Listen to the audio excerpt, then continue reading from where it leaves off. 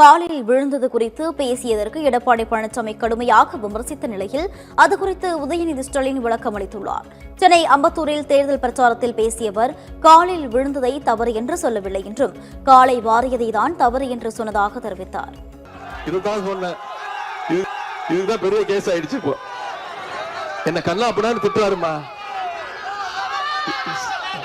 இந்த போட்டோ நீயே வச்சுக்கோ, எனக்கு வேற இந்த போட்டோ பாருங்க. எனக்கு இந்த போட்டோக்கு 50 என்ன கண்ணா அப்படின்னு திட்டுறாரு.